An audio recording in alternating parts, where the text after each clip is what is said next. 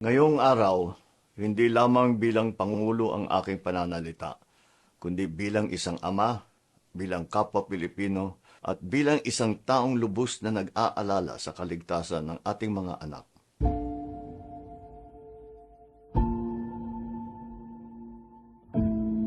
Sa mga nakaraang linggo, nasaksihan ng ating bansa ang ilang nakakalungkot at nakakapangilabot na trahedyang kinasangkutan ng mga kabataang Pilipino. Sa Tacloban, may mga buhay na nawala at madami ang nasaktan sa isang nakagigimbal na insidente na pamamaril sa loob ng paaralan na kinasasangkutan ng mga estudyante. Sa Cavite naman, 2 insidente ng paggamit ng patalim at pananaksak sa loob ng paaralan ang naitala sa loob lamang ng 1 linggo. Ayon sa mga paunang ulat, posibleng may kaugnayan sa bullying ang mga pangyayari. Isang bagay na kinakaharap ng maraming kabataan ngayon.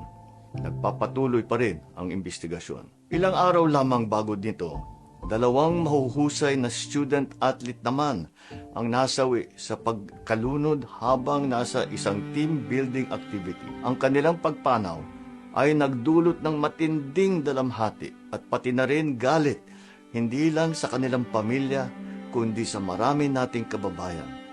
Nakakadurog talaga ng puso. Magkaiba man ang mga pangyayaring ito, iisa ang mensaheng ipinapakita nila sa atin. Kailangan maprotektahan ang ating mga kabataan. Maprotektahan laban sa karahasan. Maprotektahan laban sa kapabayaan. Maprotektahan laban sa panganib. At maprotektahan laban sa mga tahimik at pinagdaraanan at pasaning dinadala ng marami sa kanila.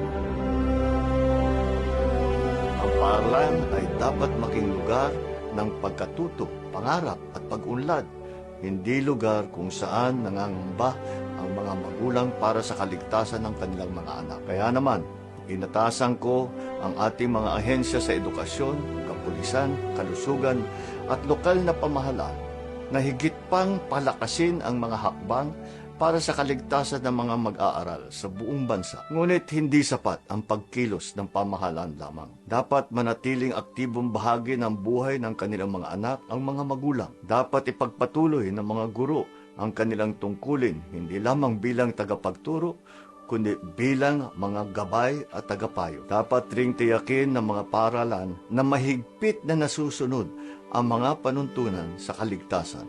Sa loob man ng silid-aralan, sa mga field trip, training camp, o iba pang mga gawain pang-eskwela. At bilang isang lipunan, kailangan maibalik ang pagpapahalaga sa buhay ng tao, pagtuturo ng tamang asal, pag-uugali at pag-iisip, higit pa sa anumang leksyon sa silid-aralan.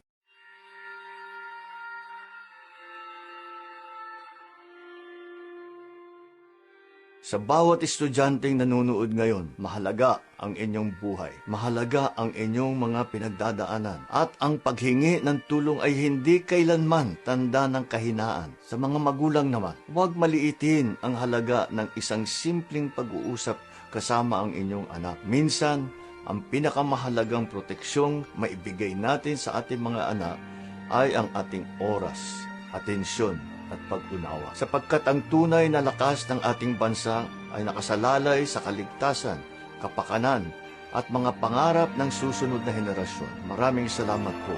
Mabuhay ang kabataang Pilipino. Mabuhay ang Pilipinas.